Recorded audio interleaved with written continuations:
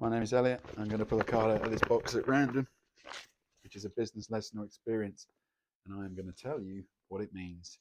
This one says business planning and models.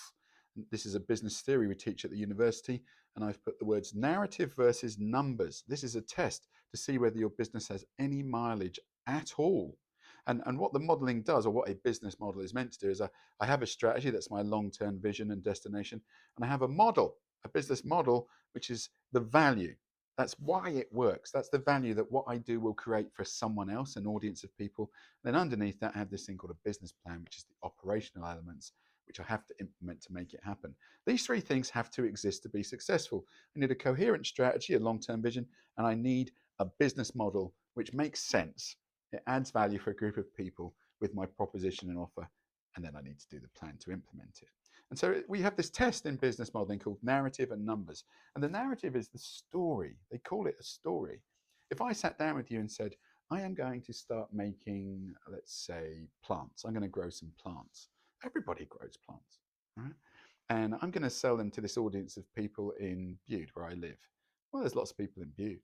And if I stop there, it sounds like a great idea. I can make some money, but I shouldn't stop there because I've not finished the story. And if I don't finish the story, someone else will finish it for me in real life. And so I have to keep going and say, well, why would they buy this? And why would they buy mine instead of someone else's? And how will they feel when I buy this?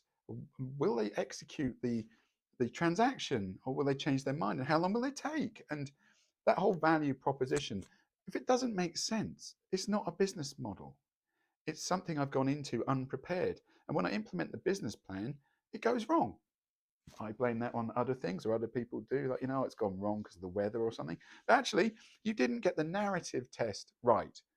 The need, the desire. I didn't tell the story, and it was a coherent story that made sense, that had a happy ending. So you need to do that. Once I've done that, I need to do the numbers test, which is I can do lots of valuable things. I can make a beautiful story about adding value for customers, and they will accept what I have to offer. But if they're not willing to pay how much it costs me and a bit more profit margin, what was so what have I got? I've got a loss-making business. I passed the narrative test. It was a beautiful story. It was made everybody happy, and the value that I could create for people was incredible. But I didn't make any money. In fact, I lost money. And so the whole thing breaks down again. The strategy and long-term vision did not happen because even though I had a lovely model that could create lots of value, it was not cost effective. I hadn't costed it properly. I made losses. I go out of business. These have to both work. If I have something that's good on paper financially, but the story's not right and they don't buy it, I go out of business. If I have a beautiful story about adding value and helping people, but I don't make any money, I go out of business. And that is business planning and models and how they relate to each other, the narrative and numbers test.